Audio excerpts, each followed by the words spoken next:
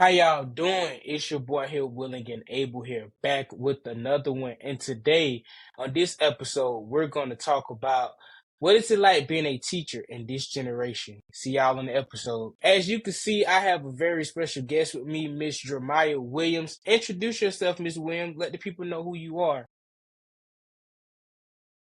Well, my name is Mr. Maya Williams. I am a teacher at KIP Voice Academy K through 8 here in Jacksonville, Florida. I teach eighth grade math, specifically pre-algebra and algebra 1. I'm an alumni of the Edward Waters University. I was in the Triple Threat Marching Band. I was captain of Purple Thunder. I participated in HCAS. I did different things across campus as far as SGA and other things as well. So it was definitely a great HBCU experience. And, I'm a member of Sigma Gamma Rho Sorority Incorporated. Up to my sorors. All right. Yes, Miss Jeremiah did a lot of things in college. So if you're somebody out here who's looking into going to college, this is a perfect representation of what a college graduate looks like. And me and her did go to the same college. Shout out to Edub. Shout out to the Triple Threat Marching Band. Um, but so, what made you want to become a teacher? One thing that made me want to become a teacher was, for starters, I was looking for a career change. My recent career path was juvenile corrections, specifically working with juvenile boys. We do the normal things that any other child would do on the outside. They go to school, they eat, go to therapy, things like that. And while they're in school, I would tend to help them with their homework. And one of the things that I would notice is that a lot of them will revert to these behaviors is because they did not understand things that were in school, whether they could not read or write or weren't cognitive in their, math skills.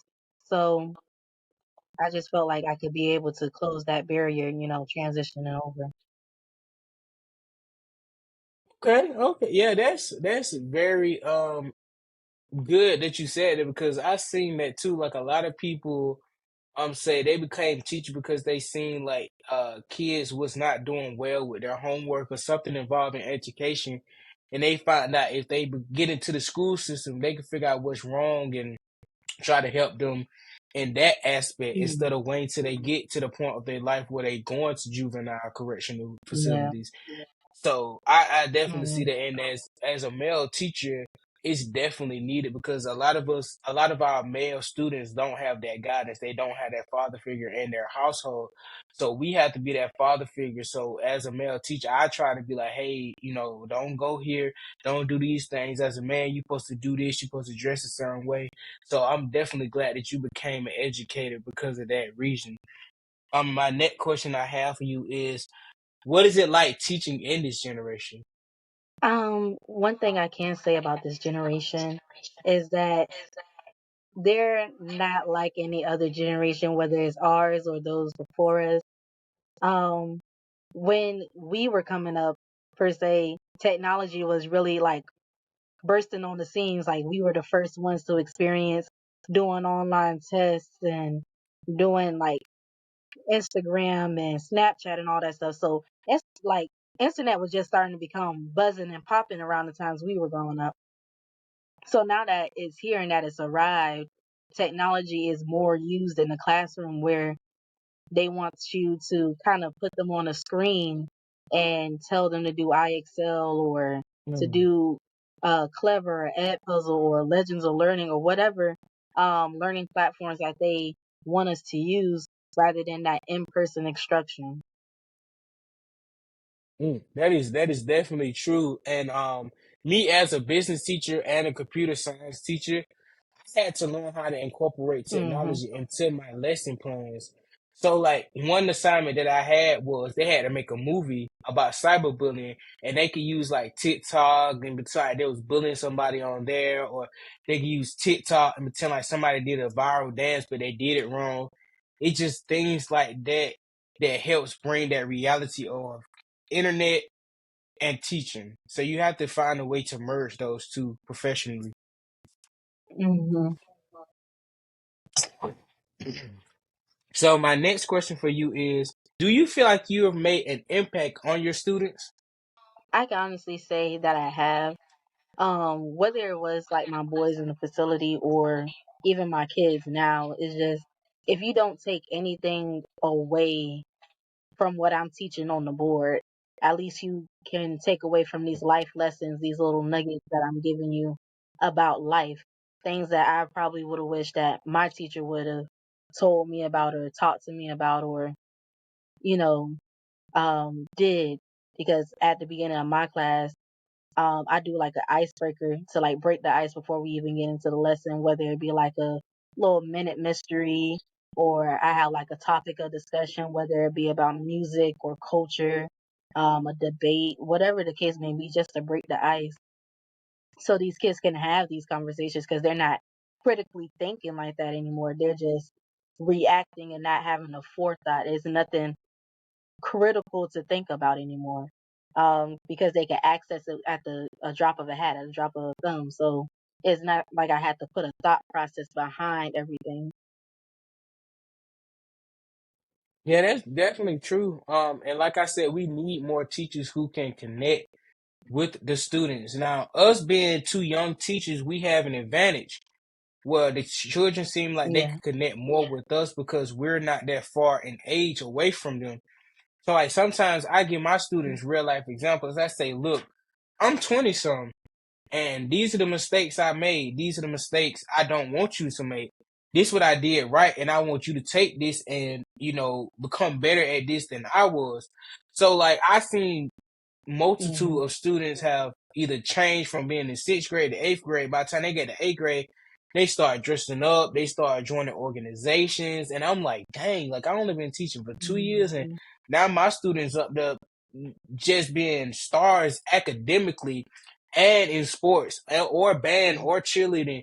It's just, and they always come back and say, Mr. Bryant, I remember when you told me this when I was in the sixth grade or when I was in the seventh grade, or even Mr. Bryant did my first semester taking you, but I learned so much from you. So we definitely, as young teachers, we can make an impact on the child life than veteran teachers can because we're close in age to those students. My last question that I have for you is, how has God helped you on your journey of teaching? Just being able to minister and use discernment. Um, Being able to read the room and knowing what's going on in the classroom or what's going on with one of my students, whether they are absent a lot or I can see that they checked out or I could just feel that they had like that aura of depression over them. Walking inside the classroom, I can be able to say encouraging words or be able to minister to them to uplift their spirits and just give them wisdom, knowledge, and understanding of what they are probably going through is not like the end result. There's still more life after this or after this situation. But I also hold them accountable. And in my ministry, New Fire Christian Fellowship, we're always held accountable for our actions. So it's just holding them accountable for what they did in whatever the situation may be. And it even comes with their behaviors inside the classroom. A lot of teachers or a lot of parents don't hold their children accountable for the things that they're doing in the classroom versus trying to attack the teacher or the administration because they feel like, oh, you're supposed to be able to control my child or you're supposed to be dealing with this, not me. However, it takes a village to raise a child. Without that village, without that constant communication, how can we raise this child to be the best person they can be once they entered into this society, entered into this world? Because a lot of our children can't read and they feel like that's okay. They feel like Mm, it's okay that they can disrespect their adults because they do it to their own parents. They're cursing their parents out. Their parents are allowing mm. them to curse their parents, allowing them to do this and that. And a lot of parents don't have that structure in the household, which boils over into school. And now the child is getting expelled or dismissed because they have this chronic behavior. But God Yeah, has that definitely helped me like mold and shape these children's mind and be able to set an example and, have that certain level of authority, whatever classroom I walk in, whether it be mine or another. Yeah, that's very truthful. And I feel like as teachers, sometimes we have to play the role of the mom and dad because they might not have a father figure or even a mother figure in their life. And you never know what these Mhm. kids go home to every day. They could go home to raising their five siblings because they the oldest, or they could be raised help. Their mama could be sick or daddy could be sick, and they have to take care of them.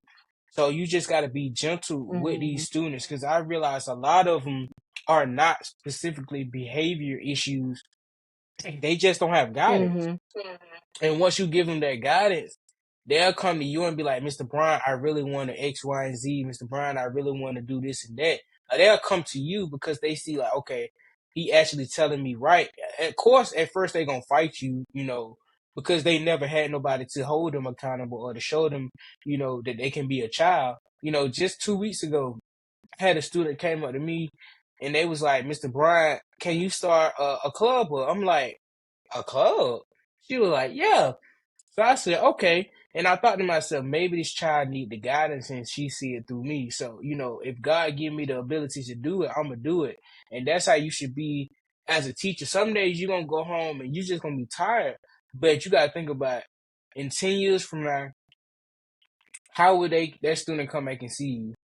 And God gave me the ability to work Mhm. at my former middle school, and two of my former teachers were still there. And they took me under their wing like I was still their student. And the first week I came back, they was like, "You need anything, come and see me." And I go to them every day, literally, and be like, "Hey, I don't know what I'm doing. Can you help me with this?" And they literally are still my teachers because they be like, "I don't do this, but do that." And they literally, one of them told me, I'm glad I was able to teach you when you was in middle school because you came out to be a great young man. And I know that I was doing a good job as a teacher. So one day your former teacher student could come back and be your coworker. You never know. But I would like to say one more thing before we get out of here, Miss Williams. Um, what is your willing and able moment? Now, what I mean by that is what is a moment in your life or your teaching career that God basically revealed to you, like, boom, okay, this is the moment you need to see to realize this is the purpose that I have for you in your life. That's a very good question. I would guess that my willing and able moment was when I just, even though I would love to say I don't like kids, but I know I have a certain connection with children that is just like, it don't matter. Like, these kids are going to flock to me. It didn't matter how old I was. When I was even younger, like the younger children, even older, people who are older than me would flock to me, and I would be able to say certain things, and people would take heed to it because they, see me as somebody that was doing the right thing at that time when I was growing up, and even in my age now, like, to know that I have some people that a young lady asked me to be her mentor. I was just like, I never really seen myself as a mentor, but the fact that you see the way that I'm walking, you want to walk after me. I I just know that God is calling me to lead other people, whether it be my generation or those who are younger or even older, you know. And sometimes you got to take the wisdom of a child. So children will say certain things and you'll just be like, darn, like, I ain't think of it that way. Well, you really speaking something. Like, children will say things that you don't even realize, like, wow, they really may know something. They might know something. And sometimes you got to hear it from the mouth of babes. That is factual. That is factual. Thank you so much, Miss Williams, for stopping by on the Willing and Able show. I hope you all have a blessed, a positive, and a productive day. Peace.